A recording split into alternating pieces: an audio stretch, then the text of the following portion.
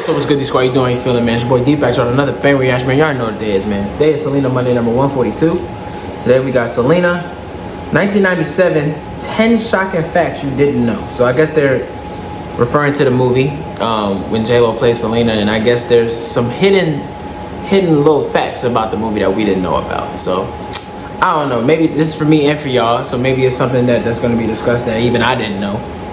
You know what I mean? And I've watched the movies, the two. Y'all watched the movie. I watched the show. I read the book. It's, you know what I'm saying? So I basically know most of it. What happened to this though, man? I'm gonna leave the original video link description down below for those y'all want to check it out on your own time. As always, like, comment, subscribe, and join the D Squad if you haven't already. Also, subscribe to my second channel, DatBoiDith Skits, and also I have an Amway link description down below for those y'all who's willing to explore new products when it comes to home, health, beauty. Like I said, that's for anybody that's looking to explore. You can either click on the website or email me so we could set up a phone call and I can talk to you about it, get you a better understanding on it, see if it's something that you're interested in. Other than that, let's hop into it, man. Let's get it. 21,000 women auditioned for this role. 21,000. 21,000. That's this. 21,000? 21,000? Dang. 21,000 women. Well, I guess because like it's Selena and she just passed like 2 years prior, so I could see why a lot of women would want to play that role. Because I know I said it in one of these videos before. Suzette, which is Selena's sister, she said the reason why they came out with a movie so soon was because they were trying to stop other people from making movies about it and spread lies about it. So they wanted to make sure they told the truth. So that's why it was a rush, because they knew a lot of people was trying to make a movie about her sister's life. You know what I'm saying? So that's why they decided to do it so soon. An audition for this role. 21,000. That's the second largest casting search in Hollywood history, right behind Gone with the Wind. And when they finally picked someone, people lost their minds. Not in a good way. If you grew up Latino in America during the 90s, the 1997 film Selena wasn't just a movie, it was a cultural moment. Right. Jennifer Lopez delivered a performance that launched her into superstardom, and for millions of fans, it was their first real introduction to the Queen of Tejano. But beneath the surface of this beloved biopic lies a much more complicated story. Family control, legal battles, a widower who couldn't bring himself to watch it. Oh, Chris was also in the movie too, and he didn't even know. I don't know how many of y'all do know that, but that scene where he's playing the guitar, he was like, when they didn't show the guitar's face, it was Chris, and he didn't. I think he said he didn't know they was filming a movie. You know what I'm saying? I think something like that. You know, but well, they tricked him into, you know what I mean? Something like that. He said something. For 2 decades, and a production that many critics felt sanitized the truth. Today, we're diving into the disturbing facts about Selena that nobody talks about. Some of these might genuinely change how you see this film. Let's start with those protests. When Jennifer Lopez, a Puerto Rican woman from the Bronx, was cast as the Mexican-American Tejano singer, fans were furious. Abraham Quintanilla, Selena's father, recalled getting calls immediately after the announcement. How dare you pick a Puerto Rican to play our beloved Selena? It kind of freaked me out. The Mexican media was... Dang. I think I heard that though. I think I heard a whole lot of people didn't like the fact that J-Lo played her. But it turned out to be a good movie in my opinion. Like, I think she did a good job.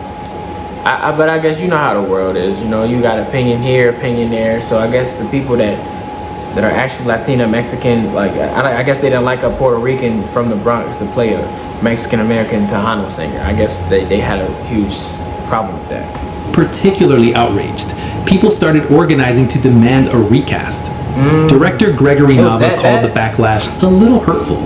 He told Entertainment Weekly, "They should be celebrating that we have an all-Latino cast and that Jennifer Lopez, one of our own, is becoming a star." Here's the thing though, even established actresses like Salma Hayek were only offered auditions, not the role. Hayek declined to even try out. Lopez had to go through Salma, I don't know, I couldn't imagine Salma. Like, I think that's because J-Lo did such a good job, man. He did a good job. But this is my example. Like y'all, we need to do better as a people, though, man. Instead of bringing each other down, we need to uplift each other. That's what God requires. I'm not trying to make this religious or anything, but that's just what he requires. We need to spread joy and unify people. You know what I'm saying? We need to be a unity, family. And I'm sure that was hurtful, even to J-Lo. You know what I'm saying? Like, because she's one of y'all. You feel what I'm saying? Like, she's representing for the Latin culture. So I don't understand why, you know, a lot of people spread hate like that. Grueling screen test that included both singing and dancing. The moment that sealed it, the Quintanilla family was watching audition tapes, and Lopez was the only actress who danced like Selena rather than like herself. Marcela Quintanilla, Selena's mother, reportedly gasped and said, "Oh, she dances just like Selena." That $1 million paycheck made Lopez the highest paid Latina actress at the time.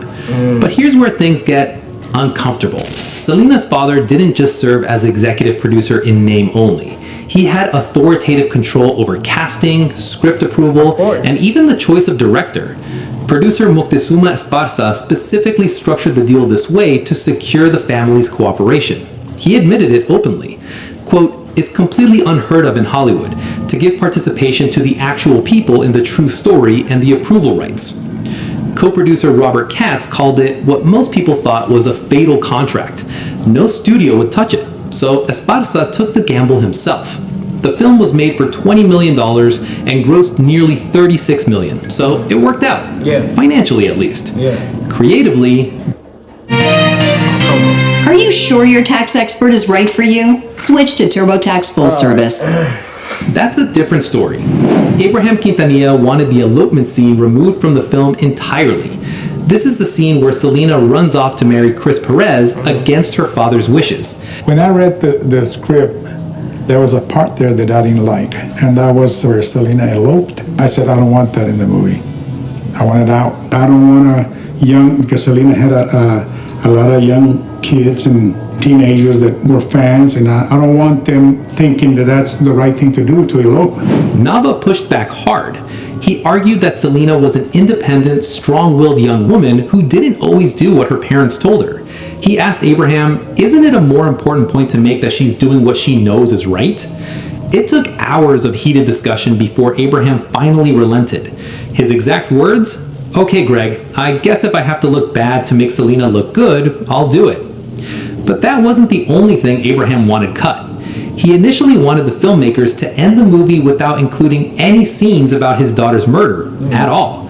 Yeah, and I'm glad they did that too, because that was, hey man, that was gut-wrenching enough to even know that happened to her. So I'm glad that he had the say so of like not showing any of the scenes, the details of how she got murdered, you know, because that's just, you know, that was very heartbreaking, bro. Like, I mean, I felt like they showed enough. Like, they showed her getting in the ambulance and, you know what I mean, them going to the hospital. Like, we just ended there. But showing the detail of the scene, that man, can't do that. And I'm glad they didn't do that for the show either, you know, because that's just hurtful. Just pretend it didn't happen. The producers didn't honor that request, but as a compromise, they agreed to not delve into Yolanda Saldivar's psychology or motives. Nava explained, I didn't want to probe her psychology because none of us could ever fathom her motivation. Abraham has said he's only watched the ending of the movie once. You know who else couldn't watch it? Chris Perez, Selena's widower. Oh my God, Chris. And I say all the time, Chris went through it the worst of anything, bro. Oh my God. Man, I'm not gonna be, but you know, her parents definitely like took it hard. But Chris, bro, like if you listen to his story, like if you read his book that he made about her, man, you know, man, that boy he damn near died. That thing, boy, he couldn't breathe. Yeah, Chris, man, I felt bad for Chris, boy. The film came out March 21st, 1997. Chris Perez didn't watch it until February 6, 2017. That's nearly... Dang! Yeah, that dude, yeah, that boy there, yeah, he was going through it. This book right here, y'all, that's the book that he made for it. I forget what it's called, but it's something Selena. I forget what it's called.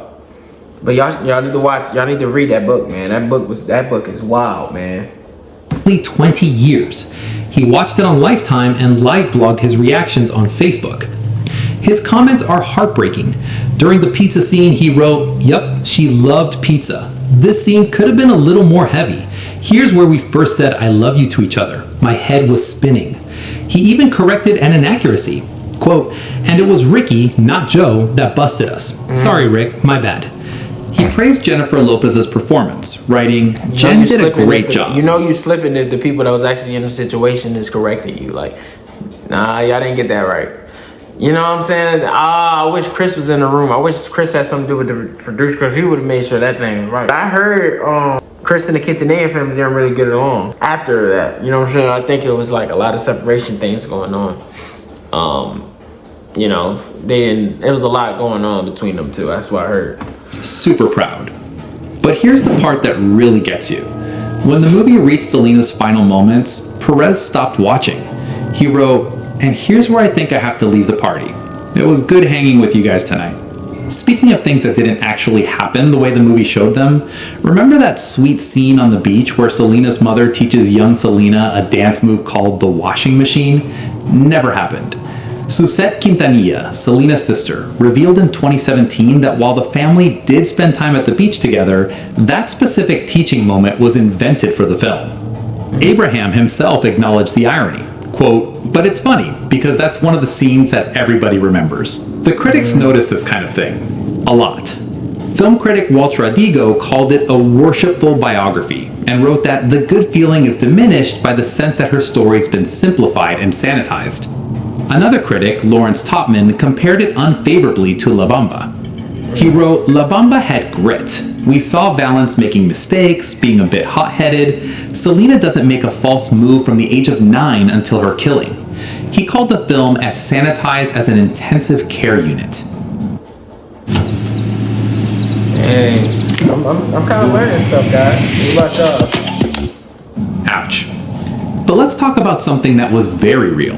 The Alamo Dome scene. To recreate Selena's legendary Houston Astrodome concert, producers asked fans to fill the San Antonio Alamo Dome as unpaid extras. Hey, y'all. I sometimes wonder, right? Like how it is. Like how is it like what is it like filming in like an area where you need a lot of people? Like how is it to like? Do they pay all those extras? I don't think so. You know how much money that is. Like, or do they just volunteer people to be in the movie? Because that's actually people like in the arena. I wonder how they do that. Like, I wonder how they like set that up. You know what I'm saying? Like, y'all, it's gonna be a little show. You know what I'm saying? I wonder how they set that up. 35,000 people showed up. Director Nava confirmed Wait, I think he just explained it. Concert. Producers asked fans to fill the San Antonio Alamo Dome as unpaid extras. Unpaid extras, yeah. I mean, because come on, man. You know, a whole lot of people showed up too, just because for the love. 5,000 people showed up. Director Nava confirmed there's no visual effects in that scene. Those are all real people, really filling that stadium. The scene cost around $2 million to produce. Texas film officials called it probably the biggest scene ever filmed in the state. Jennifer Lopez wore a replica of Selena's famous purple sparkly jumpsuit, so accurate that Suzette Quintanilla initially thought it was her sister's actual outfit. Jackie Guerra, who was on set, recalled seeing Selena's parents sobbing during filming. Lopez later said this experience inspired her to pursue a music career herself. One more detail about the production. John Seda, who played parents sobbing during filming. Lopez later said this experience inspired her to pursue a music career herself. So she wasn't making music like that before she filmed Selena? That's crazy. I hope this guy is telling the truth. I don't like just believing anything, but if that's true, bro, that's crazy. She was pretty young still, I guess. It was 97, but I didn't know that. One more detail about the production. John Seda, who played Chris Perez, spent extensive time with the real Chris Perez to prepare for the role. He visited the home Chris had shared with Selena and found something in the bathroom. A price sticker with a scribbled note that read, "Selena and Chris, I love you." Wait. He's talking. Seda, who played Chris Perez, spent extensive time with the real Chris Perez to prepare for the role. He visited the home Chris had shared with Selena and found something in the bathroom. A price sticker with a scribbled note that read, "Selena and Chris, I love you." That detail inspired his entire performance. The two remain close friends to this day. The tension between Abraham Quintanilla and Chris Perez extended far beyond the film. In December 2016, Abraham sued Perez to block production of a television series based on Perez's memoir, To Selena with Love. The lawsuit claimed... Wait, what? He sued him for the book? That's what I'm, see, man, their relationship was rocky, man. In December 2016, Abraham sued Perez to block production of a television series based on Perez's memoir, To Selena with Love. The lawsuit claimed Perez had signed an agreement just 2 months after Selena's death, granting Abraham exclusive rights to exploit Selena's name, voice, photographs, and story forever. Perez filed a counterclaim alleging he signed that agreement in a moment of duress, while grieving, without legal representation. The legal battle lasted years. They finally reached an amicable resolution in September 2021. By then, Perez's TV deal had already expired. Netflix's Selena, the series, produced with the Quintanilla family, had already premiered. One last thing. Warner Brothers declined to campaign for Jennifer Lopez to receive an Oscar nomination. Executives allegedly said the Academy will never nominate her. They'll never nominate a Latina. It's a waste of money.